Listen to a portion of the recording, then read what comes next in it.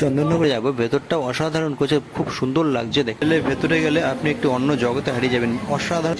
আর এই যে পিলারগুলো দেখতে পাচ্ছেন, এগুলো কিন্তু ঘুরছে। এখানকার প্রতিমা, এখন প্রতিমা আরতি হচ্ছে, দারুণ লাগছে। কিন্তু শ্যামনগর স্টেশন থেকে এখন যাচ্ছে শ্যামনগর ফেরিঘাট ওপারে। এই হচ্ছে শ্যামনগর ফেরিঘাট। এখান থেকে লঞ্চের টিকিট কেটে আমরা ওপারে যাব। ওপারে যাওয়ার জন্য 10 টাকা করে টিকিট। হচ্ছে শ্যামনগর ফেরিঘাট, ওপারে যাব। সামনে লঞ্চ দাঁড়িয়ে আছে, এই লঞ্চে করে যাবো ওপারে ভদ্রেশ্বর। লঞ্চেতে উঠে পড়েছি, আর উঠেই দেখছি এরকম মারাত্মক লেভেলের ভিড়, পুরো লঞ্চ প্যাকড আপ হয়ে গেছে। যাই হোক, যাওয়া যাক।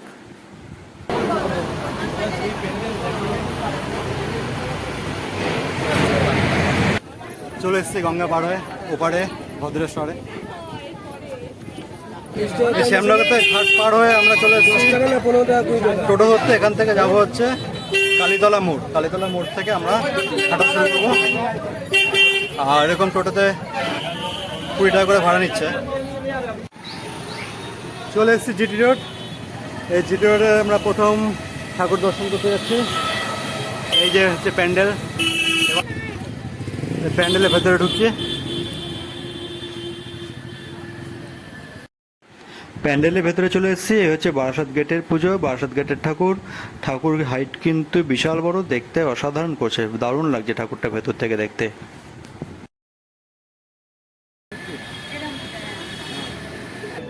আমরা যাচ্ছি এখন বারাসাত দক্ষিণের প্যান্ডেল দেখতে। পুরো রাস্তা কিন্তু পুরো লাইট দিয়ে সাজানো, রাত্রে আসলে দারুণ লাগতো। চলে এসেছি বারাসাত দক্ষিণ পাড়াতে। প্যান্ডেলটা কিন্তু দেখতে দারুণ লাগছে, দারুণ লাগছে। ভেতরটা তো আরও অসাধারণ, চলুন দেখাচ্ছি।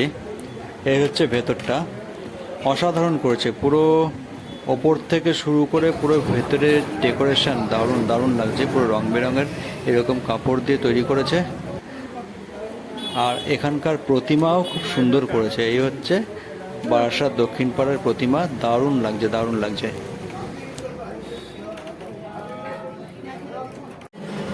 বারাসাত দক্ষিণ পাড়ার প্যান্ডেল দেখে কিছুটা সামনের দিকে এগিয়ে আবার একটি প্যান্ডেল চোখে পড়ে গেল।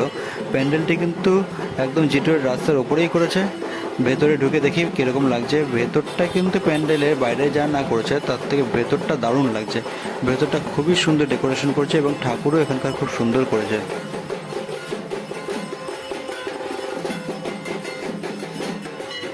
এই হচ্ছে এখানকার প্রতিমা, এখন প্রতিমা আরতি হচ্ছে, দারুণ লাগছে কিন্তু দেখতে।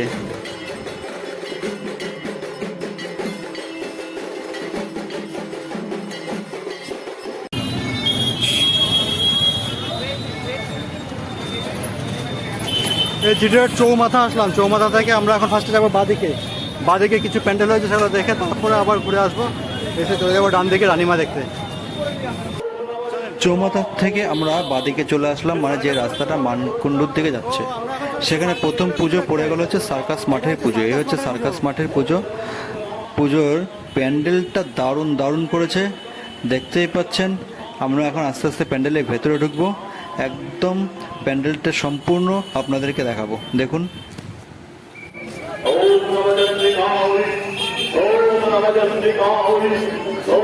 চলেন।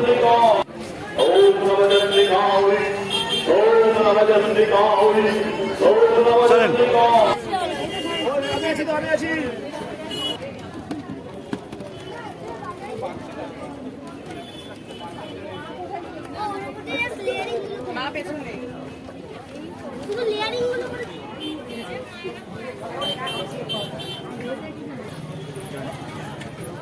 এই হচ্ছে সার্কাস মাঠ। সার্কাস মাঠের পুজো দেখে এখন যাচ্ছে হচ্ছে রানিমা। রানিমা প্যান্ডেল দেখতে, সামনে হচ্ছে রানিমা প্যান্ডেল। এই যে এদিকে সোজা গেল হচ্ছে রানিমা প্যান্ডেল। আর এই হচ্ছে জিটি রোডের 4 রাস্তার মোড়। এই হচ্ছে সেই রানিমার মণ্ডপ।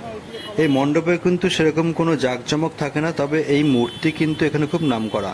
এই রানিমা হচ্ছে এখানে খুব নামকরা। এখানে যারা আসে জগদ্ধাত্রী ঠাকুর দেখতে, রানিমা কিন্তু অবশ্যই দর্শন করেন। ঠিক আছে, চলুন আমরা একবার দেখে নিই এই রানিমা।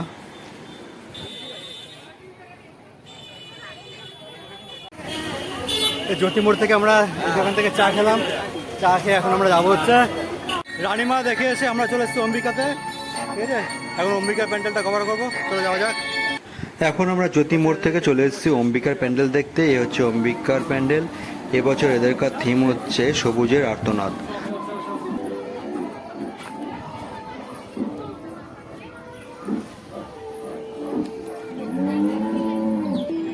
এই বাড়িটাকেও কাজে লাগিয়ে দিয়েছে, অরিজিনাল বাড়ি। এই বাড়িটাকেও কাজে লাগিয়ে দিয়েছে প্যান্ডেলের মধ্যে।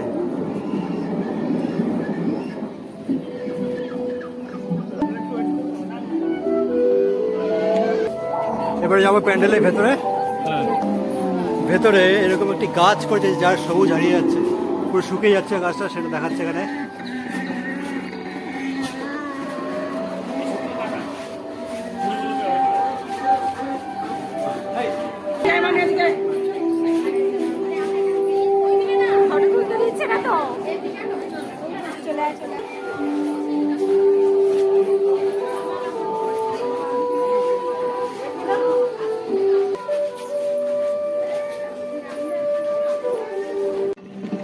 ইনি হচ্ছে নির্মল দা, আজকে আমার পথ নির্দেশক।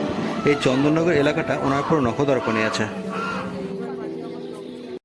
আমরা কিন্তু রানীমা এবং অম্বিকার প্যান্ডেল দেখে আবার রিটার্ন করেছি। রিটার্ন করে আমরা যাচ্ছি হচ্ছে এখন মানকুণ্ডুর দিকে। মানকুণ্ডুর দিকে যাওয়ার পথেই কিন্তু এই প্যান্ডেলগুলো পড়ছে। এখন যেমন দেখতে যাচ্ছে যে বালক সংঘের পুজো, এই হচ্ছে বালক সংঘের পুজো। অসাধারণ প্যান্ডেল করেছে। পুরো প্যান্ডেলটা এরকম রাজস্থানী আদলে পুরো টেরাকোটার কাজ দিয়ে তৈরি। পুরো প্যান্ডেলটি দেখতে পাচ্ছেন, পুরো টেরাকোটার কাজ। এখন আমরা আস্তে আস্তে ভেতরে যাব। ভেতরটাও অসাধারণ করেছে, খুব সুন্দর লাগছে দেখতে। চলুন তাহলে ভেতরে যাওয়া যাক।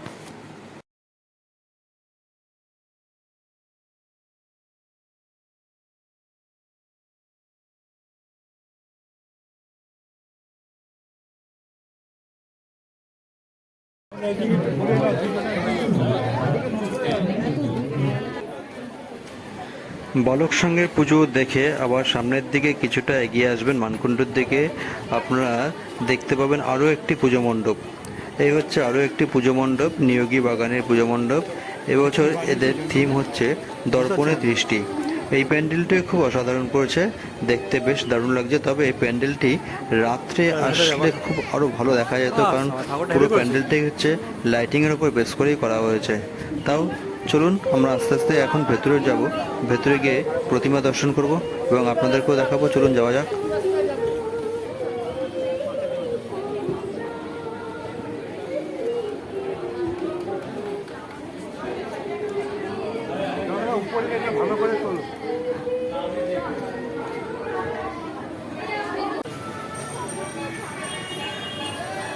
নিয়োগী বাগান দেখে আমরা এভাবে খেতে এসেছি। এখানে একটা রেস্টুরেন্ট পেয়েছি, এখানে খেতে এসেছি। এখানে আমরা খেতে চলে এসছি এখানে ধোসা খেতে। এই যে ধোসা দিয়ে গেলো দাদা, একটা ধোসা 80 টাকা করে নিল। চলে এসেছি নতুন পাড়ার পুজো মণ্ডপ দেখতে। এবছর এদের থিম হচ্ছে মনের মানুষ। আমরা কিন্তু এখনো এই মানকুণ্ডু এলাকাতেই আছি। এই মানকুণ্ডু এলাকায় কিন্তু অনেকগুলো এরকম ভালো ভালো পুজো মণ্ডপ হয়েছে, যেগুলো আপনারা অবশ্যই আসলে দেখবেন। খুব এই পুরো পুজো মণ্ডপটি কিন্তু লোকসঙ্গীত বা বাউল সঙ্গীতের উপর বেস করে করা হয়েছে। দেখতেই পাচ্ছেন বিভিন্ন রকম বাউল সঙ্গীত বা বাউল যে যন্ত্রাদি আছে সেগুলো দিয়েই কিন্তু পুরো প্যান্ডেলটি সাজানো হয়েছে। আর এই মণ্ডপের ভেতরে ঢুকলে কিন্তু দেখতে পাবেন এরকম বিশাল আকার একটি একতারা। আর এই হচ্ছে এখানকার প্রতিমা। এখানে প্রত্যেকটি প্রতিমায় কিন্তু এরকম খুব অসাধারণ দেখতে, আর আকারে খুবই বড়, দেখতে বেশ দারুণ লাগছে। লাইনটা শুধু একবার দেখুন, কোথা থেকে লাইন চলে এসছে, ওখান থেকে লাইন। প্যান্ডেল সেই ওখানে প্যান্ডেল, আর তার লাইন হচ্ছে এখান থেকে। এখন যেই প্যান্ডেলটি দেখতে যাচ্ছে এটা হচ্ছে মানকুণ্ডু স্টেশনের একদম খুবই কাছে। স্টেশন থেকে বেরিয়ে এটা আপনার চোখে পড়ে যাবে এই প্যান্ডেলটি। আর প্যান্ডেলটি করেছে অসাধারণ সুন্দর। চলুন দেখা যাক। এই হচ্ছে সেই প্যান্ডেল। প্যান্ডেলের সামনে দাঁড়িয়ে আমি কিছুক্ষণ ছবি তুলে নিলাম। প্যান্ডেলের ভেতরে গেলে আপনি একটু অন্য জগতে হারিয়ে যাবেন। অসাধারণ সুন্দর প্যান্ডেলের ভেতরটি পুরো লাইটে ঘেরা। চলুন দেখাচ্ছি। এটা হচ্ছে মানকুণ্ডু স্পোর্টিং ক্লাবের পুজো। চলুন আস্তে আস্তে ভেতরে যাবো। ভেতরে গেলে দেখতে পাবেন ভেতরের লাইটিংয়ের কাজ কি অপূর্ব, কি অসাধারণ লাগছে। আর এই যে পিলারগুলো দেখতে পাচ্ছেন এগুলো কিন্তু ঘুরছে, ঠিক আছে? এই পিলারগুলো দেখুন, ভালো করে লক্ষ্য করুন, এগুলো হচ্ছে ঘুরছে এবং লাইটগুলোও কিন্তু ঘুরছে। দারুণ লাগছে, দারুণ লাগছে। আর আমরা তো এখানে এসে অনেকক্ষণ সময় কাটিয়েছি, তবে দিনের বেলা এসেছি বলে আমরা আজকে অনেকক্ষণ ভেতরে কাটাতে পেরেছি সময়। তবে রাত্রে আসলে কিন্তু এতক্ষণ সময় দিতে পারতো না, কারণ এখানে প্রচুর ভিড় হয়ে যায়।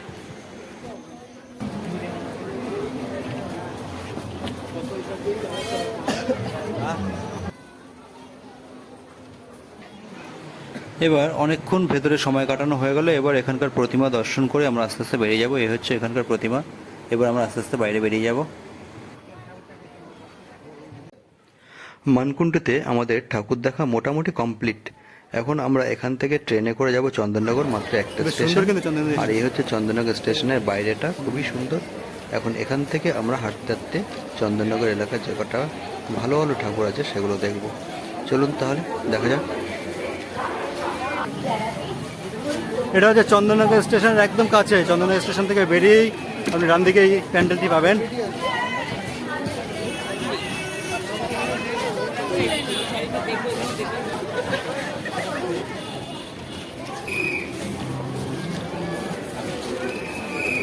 উপরে থাকে দারুণ করে। হ্যাঁ, এই দিক থেকে উপরে থাকে।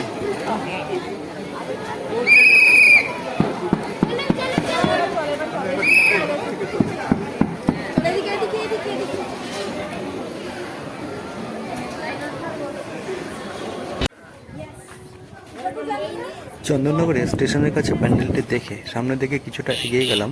বাঁদিকে গলির মধ্যে প্যান্ডেলটি পড়ল। দারুণ সুন্দর করেছে প্যান্ডেলটি।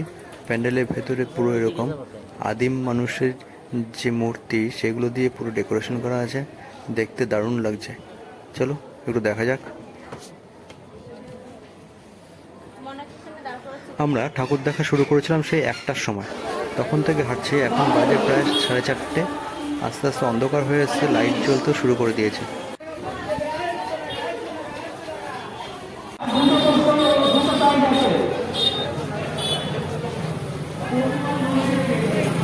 এটা ফটকপুরা মাতৃ মন্দির।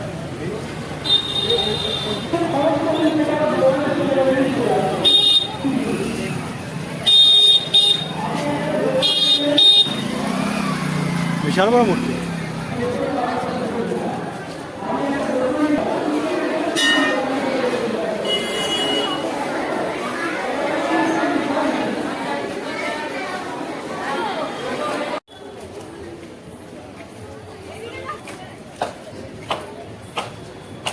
চালু করে দেবো। ওই তো দারুণ।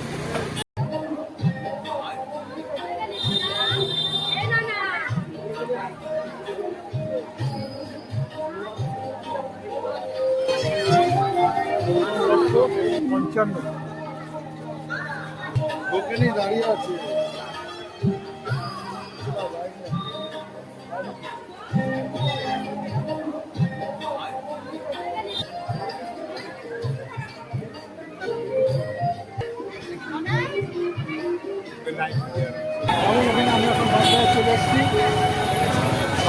আমরা এখন বাগবাজারের দিকে যাচ্ছি। এ হচ্ছে বাগবাজার ঠাকুর। বাগবাজার লাইটিংগুলো একবার দেখুন, বিভৎস করে গেট করেছে।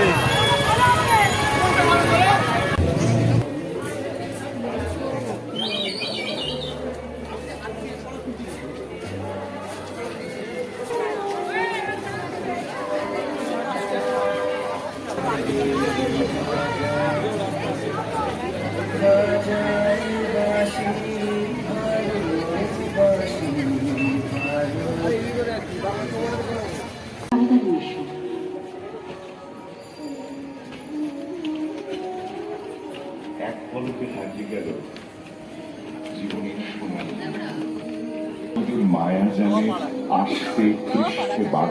এটা চন্দননগর নওপাড়া। হচ্ছে আমাদের চলেন।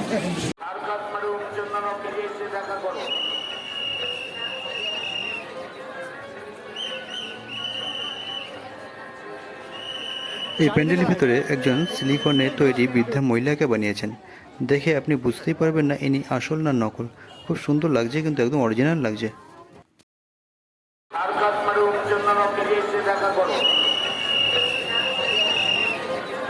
অনেক রাত হয়ে গেছে, আমাদের এখন বাড়ি ফিরতে হবে, তাই আমরা চন্দননগর থেকে হাঁটতে হাঁটতে চলে আসলাম হচ্ছে চারিদিকে কালীমাতা মোড়। এখান থেকে এখন আমরা অটো করে চলে যাব লঞ্চঘাট, সেখান থেকে আবার লঞ্চে করে চলে যাব হচ্ছে আমরা শ্যামনগর, সেখান থেকে ট্রেনে করে বাড়ি।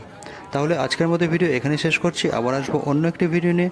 ততদিন ভালো থাকবেন, সুস্থ থাকবেন, থ্যাংক ইউ।